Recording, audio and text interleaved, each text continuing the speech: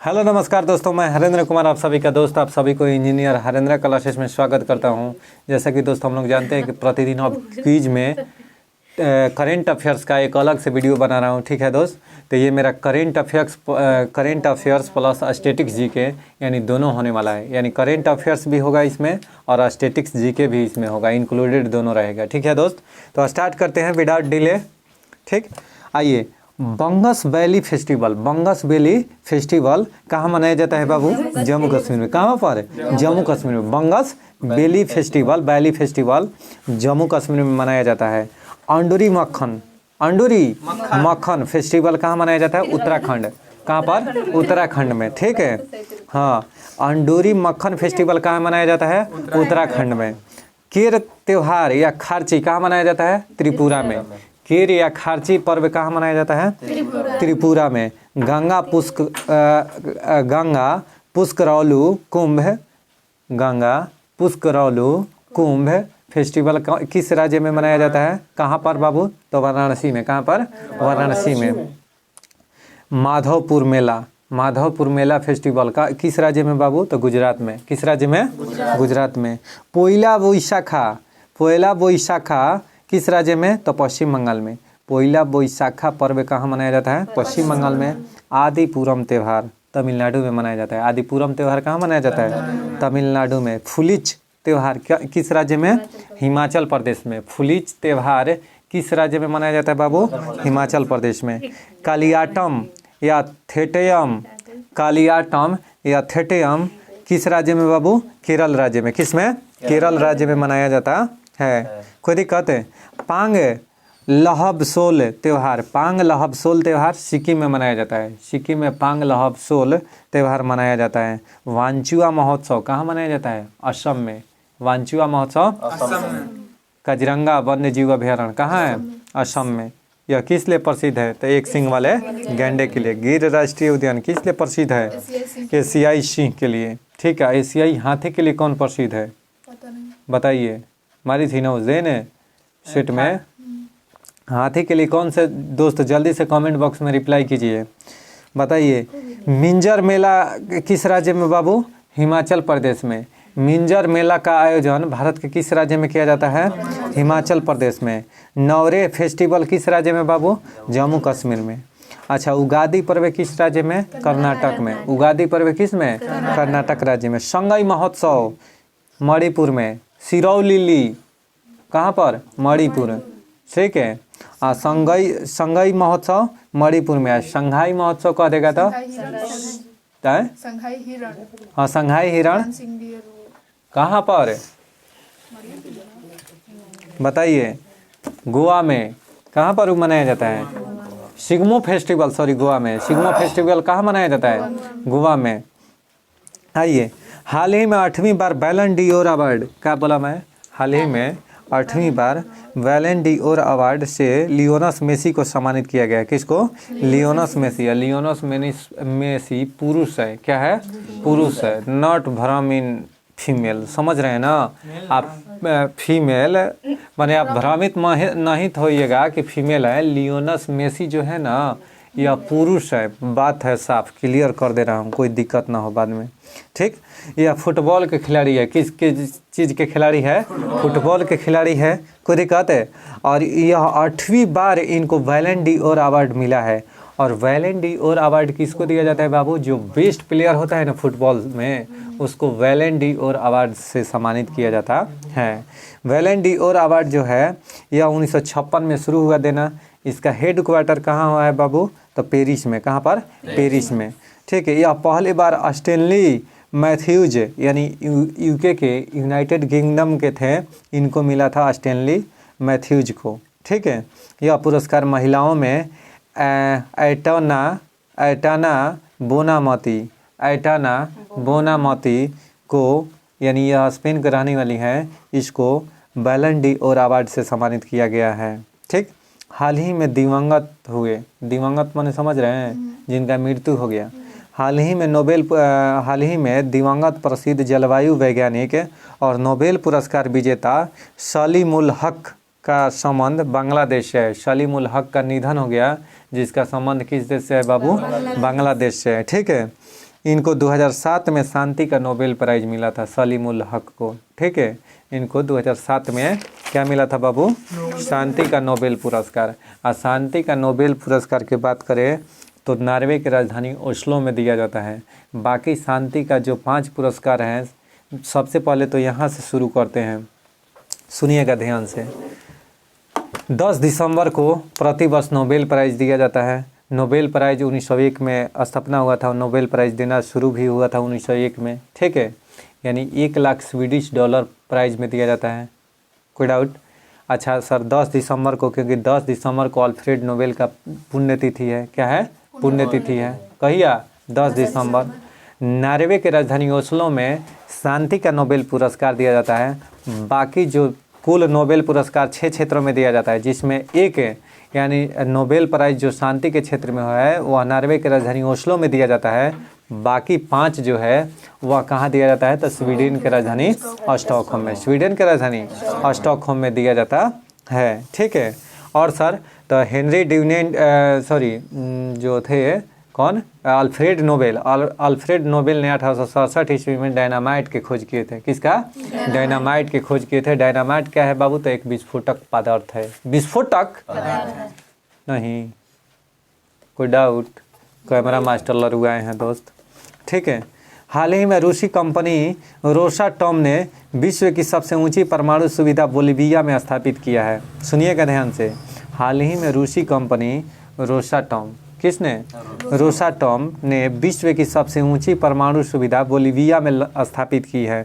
अब बोलिविया की राजधानी लापाज, बोलिविया की राजधानी विश्व के सबसे ऊंची राजधानी कह दे तो कौन है? लापाज।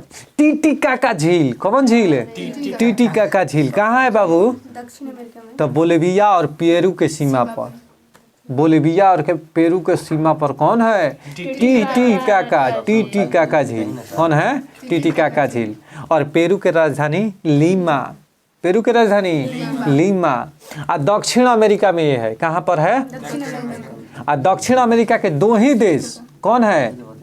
दक्षिण अमेरिका का 2 मात्र ऐसा देश है जो स्थल रुद्ध है। कौन कौन है? तो एगो है पराग्वे और दूसरा बोलिविया। पहला पराग्वे या दूसरा, और 2 ही देश है दक्षिण अमेरिका के जो लैंड लॉक्ड है, अन्यथा सब समुद्र से घिरा हुआ। उत्तरी अमेरिका और उत्तरी अमेरिका ऐसा महाद्वीप है जिसका एक भी देश लैंड लॉक्ड नहीं है।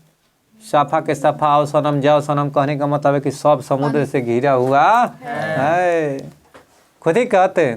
और सबसे अधिक लैंड लॉक्ड कंट्री किस महाद्वीप में? तो यूरोप में। किस में? यूरोप में। और उसके बाद अफ्रीका, तब आएगा एशिया। या आइए, हेनरी ड्यूनेंट को पहली बार शांति का नोबेल पुरस्कार मिला था। किसको? हेनरी ड्यूनेंट को। हेनरी ड्यूनेंट ने ही 1863 ईस्वी में, कब? 1863 ईस्वी में किसका स्थापना किया था? रेड क्रॉस का स्थापना किया था 1863 में हेनरी ड्यूनेंट ने। इन्हीं को सर्वप्रथम शांति का नोबेल पुरस्कार मिला था। शांति का नोबेल पुरस्कार मिला था किसको? हेनरी ड्यूनेंट को। मजा आ रहा है ना दोस्त? आराम से बैठल रहिए, ठीक है। देखिए, रोसाटॉम कंपनी की स्थापना 2007 में हुई थी। रोसाटॉम कंपनी की स्थापना कब हुई थी? 2007 में। यह रूस की कंपनी है। किसकी कंपनी है? रूस की कंपनी है। यह परमाणु ऊर्जा का उत्पादन करती है। टिटिकाका झील बता दिए विश्व के सबसे ऊंची नौकायान झील है, जो कि पेरू और बोलिविया की सीमा पर है। सुनिएगा, हाल ही में 31 अक्टूबर 2023 को समाप्त मेरा माटी मेरा देश अभियान का संबंध संस्कृति मंत्रालय से है। यानी संस्कृति मंत्रालय ने मेरा देश मेरा माटी अभियान, ठीक है, मेरा देश मेरा माटी अभियान किसने शुरू किया है? तो संस्कृति मंत्रालय ने शुरू किया है। इस अभियान का नारा है कि मिट्टी को नमन वीरों को वंदन। यानी इस अभियान का नारा क्या है? तो मिट्टी को नमन वीरों का वंदन। इसका उद्देश्य क्या है सर? तो हर ग्राम पंचायत में जो भी शहीद हैं उनकी याद में ताजमहल नहीं, उनकी याद में शिलालेख स्थापित करना। उनकी याद में क्या करना? शिलालेख स्थापित करना। उन वीर शहीदों के लिए एक बार मेरे दिल से, तहे दिल से नमस्कार है, नमन है, जो हमारे देश के लिए वीरगति प्राप्त कर गए। सूची? नहीं, यहाँ आशिक है कि एक अपनी प्रेमिका के लिए जान दे रहा है। अरे बुढ़बा कहीं ना, देना है तो देश के लिए दो, देना है जान ही देना है तो वतन के लिए दो, सनम के लिए मत दो। कोई दिक्कत है या? हाँ, दुपट्टे में नहीं कफन में लिपट कर जाओ। बहुत सुंदर, बहुत सुंदर दोस्त। हाथ ना बढ़िया। हमारा कैमरा मास्टर भी बड़ी भारी है, बड़ी बेचारा गंभीर है, बैठल है अस्थिर कैमरा के पीछे। ठीक है, वो बड़ी दर्द में है। आइए, इस अभियान का नारा मिट्टी के नमन वीरों का बंधन से है। उद्देश्य क्या है? तो हर ग्राम पंचायत में शहीदों की याद में शिलालेख स्थापित करना, शिलालेख स्थापित करना। उसका बस चले तो उस सलाम के लिए ताजमहल बनवा देता, समझ गए ना। लेकिन क्या करे, फूटी पकौड़ी नहीं खे, एगो ईंटा किने के पैसा नहीं खे बेचारा बिरी, क्या कीजिएगा। काली मिट्टी, सुनिएगा, अमृत कलश यात्रा कौन सा बाबू होता? चलिए दोस्त, अमृत कलश यात्रा का उद्देश्य क्या है? तो देश के हर कोने से मिट्टी लाकर, देश के हर कोने से मिट्टी लाकर युद्ध स्मारक यानी दिल्ली में अमृत वाटिका स्थापित की गई है। यानी अमृत कलश यात्रा जो है, इसका संबंध क्या है बाबू? तो अमृत कलश यात्रा का संबंध है देश के बाहर, देश के बाहर नहीं, देश के हर कोने से मिट्टी लाकर युद्ध स्मारक यानी दिल्ली में अमृत वाटिका स्थापित करना, यही अमृत कलश यात्रा का उद्देश्य है। काली मिट्टी को रेगुर मिट्टी या चरनोजम मिट्टी कहते हैं, इसीलिए उस समय कह रहे थे कि काली मिट्टी को और किस मिट्टी के नाम से जानते हैं? तो एक तो रेगुर मिट्टी हर कोई जानता है, लेकिन इसी को दोस्त चरनोजम मृदा भी कहा जाता है। किसको? काली मिट्टी को। हाल ही में चर्चा में रहे क्यूबसैट उपग्रह